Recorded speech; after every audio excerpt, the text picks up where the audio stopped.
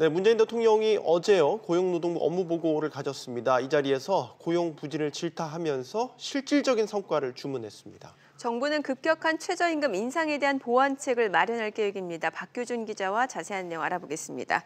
일자리 정부를 잘했던 문재인 대통령 고용 상황에 대해서 인식이 좀 바뀐 것 같군요. 네, 어제 문재인 대통령이 새 업무보고 처음으로 고용노동부 보고를 받았는데요. 이 자리에서 대통령은 사실상 고용정책의 실패를 인정을 했습니다. 이 발언 내용을 좀 보면요. 문 대통령은 적어도 고용 문제에 있어서는 지금까지는 성공하지 못하고 있다는 것이 엄중한 평가라고 생각한다 이렇게 말을 했고요. 또 일부 일자리의 질은 높아졌을지 모르지만 좋은 일자리를 늘린다는 면에서는 성공하지 못했다 이렇게 덧붙였습니다. 그러면서 문 대통령은 국민들은 사는 것이 힘들기 때문에 오래 기다릴 만한 여유가 없다면서 빠르게 좀 성과를 보여달라 이렇게 재촉을 했습니다. 아무래도 내년이면 집권 3년 차를 맞이하기 때문에 눈에 띄는 국정 성과를 보여줘야 한다는 절박감이 반영된 것으로 보입니다. 네. 그동안 청와대와 정부는 양적인 면만은 보다는 일자리 질이 좋아지고 있다는 점에 방점을 찍어서 강조를 해왔는데 이런 식으로 이제 발언이 바뀌었다면 글쎄요. 최저임금 인상에 따른 부작용이 있다라는 것을 어느 정도는 받아들였다 이렇게 봐야 되는 건가요? 네, 그렇습니다. 아무래도 최근의 고용 상황이 좋지 않기 때문인데요. 최근의 고용 상황은 2008년도 글로벌 금융위기 여파가 이어졌던 2008년도 이래로 가장 좋지 않은 흐름을 보이고 있습니다. 그 당시의 취업자 증가폭이 18개월 연속 10만 명대 이하를 기록을 했는데 올해 증가폭도 역시 마찬가지입니다.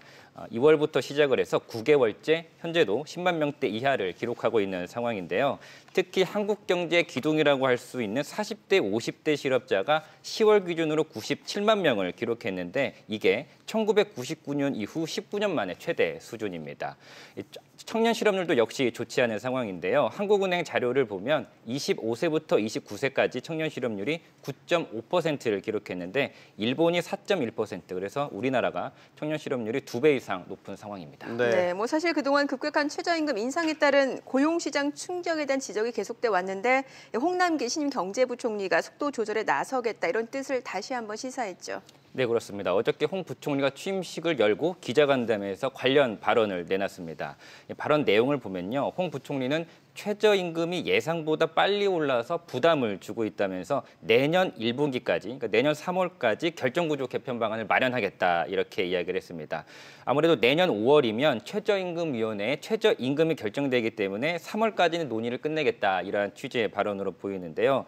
최저임금 결정 개편 방안 내용을 좀 보면요. 홍 부총리는 현 최저임금위원회 아래에다가 구간설정위원회 또 결정위원회라는 걸 새로 밑에다 두고요. 1단계로 먼저 최저임금 구간을 설정한 다음에 그 구간 내에서 최저임금을 최종 결정하는 방식을 검토하고 있는 것으로 알려졌습니다.